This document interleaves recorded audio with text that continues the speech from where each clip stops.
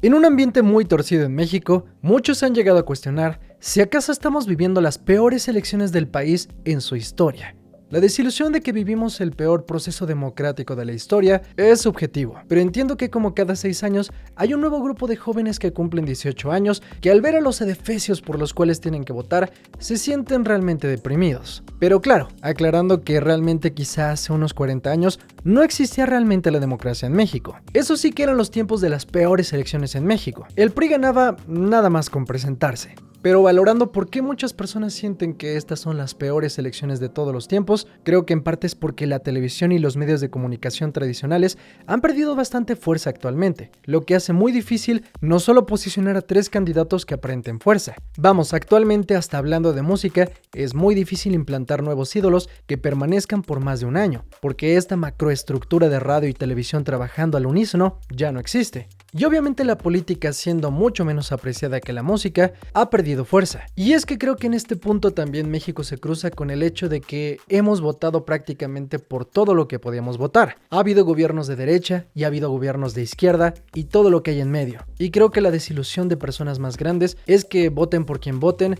seguimos estancados en el mismo hoyo. Sí, quizá momentáneamente el dólar pueda bajar de precio, pero el sistema médico tiene muchos problemas y ni hablamos de la seguridad del país.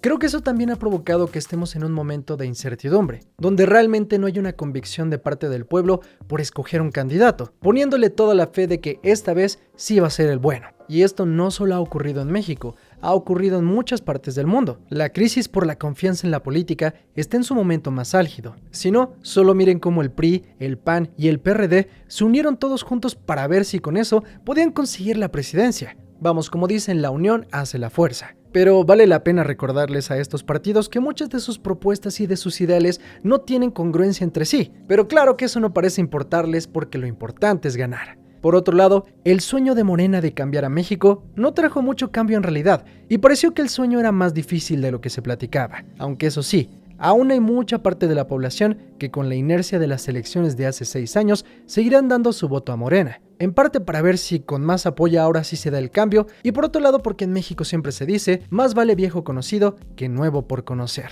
Y con estas elecciones desangeladas, por poco se nos olvida que vamos a tener a la primera presidenta de México. ¡Wow! ¿Quién pensaría que ese logro podría pasar a segundo término de manera tan cabrona? Y es que el país sigue siendo un desmadre. Sí, no estamos tan peor como el peor país del mundo o tan mejor como el más bonito. Ahí andamos navegando en la incertidumbre, en el ya merito. Pero la fe de que un candidato nos va a cambiar el país, de que va a haber una revolución como en los años de oro de México, es más un cuento de niños que una realidad tangible. La realidad es que la gente ya no escucha las promesas de los candidatos, escucha un ruido blanco que se mezcla con la basura electoral que se hace trizas con el viento.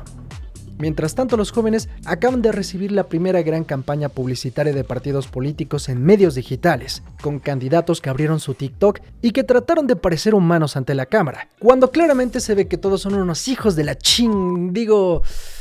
candidatos muy honestos. Es claro notar que estas campañas en redes no comparten realmente ningún mensaje, sino más bien muchos bailes. Muchos votarán por Maynes simplemente porque estaba chida su canción. Tampoco es como que el voto anteriormente hubiera estado muy informado. Si la gente votó por Peña Nieto porque estaba guapo, todo es posible. Por otro lado, personas del medio artístico como cada 6 años hacen su campaña de "si no votas, cállate", cuando la mayoría de ellos ni siquiera vive realmente en este país o viven más metidos en su cabeza llena de pedos que huelen a Chanel número 5.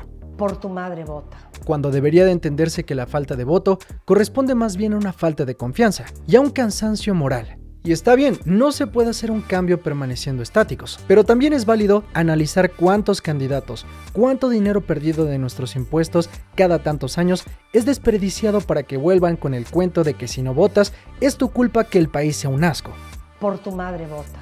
Lo que sí es que estamos viviendo algunas de las elecciones más violentas de la historia, con reportes de 22 hasta 30 candidatos que han sido asesinados rumbo a las elecciones de 2024, lo cual es realmente atemorizante por lo que hay detrás. Según el politólogo Manuel Pérez Aguirre, es como influir en los otros candidatos para que bajen su perfil, ¿sabes? Como recordatorio de que no se mandan solos, y también a la ciudadanía de que alguien está ahí. Digámoslo así, es una democracia, pero una democracia vigilada.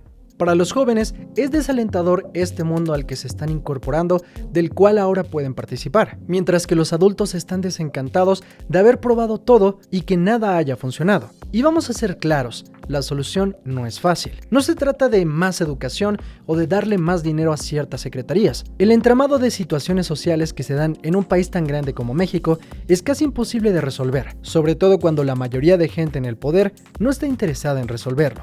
Y entonces, ¿qué queda? Hermana, hermano, esa es la pregunta que todos nos hacemos. Por un lado, hay mucho que hacer, y por otro, no hay mucho que podamos hacer. Nunca he sido muy partidario de la idea del échaleganismo, de que si todos hacemos el bien y le echamos ganas a nuestro trabajo, vamos a salir adelante. Porque no es cierto, hay muchos factores alrededor que pueden afectarnos y que no dependen de nosotros. Pero también es cierto que la apatía total no nos va a hacer movernos hacia ningún lado. Parece que como en las películas, la respuesta está dentro de ti, más o menos. Creo que lo importante siempre es tomar una decisión informada, ya sea que votes o que no votes, o incluso si quieres anular tu voto. En realidad creo que el verdadero problema que estamos viviendo en México es que vivimos en un país ultraviolento y lo hemos normalizado. Han existido fuertes reclamos de la sociedad en contra de esto, pero no ha sido suficiente. Y con todo esto no creo que haya una respuesta única. Hay múltiples alternativas y creo que siempre estaremos construyendo una respuesta. Pero creo que es válido recordar que como cada 6 años, como en la película de Alien contra Depredador,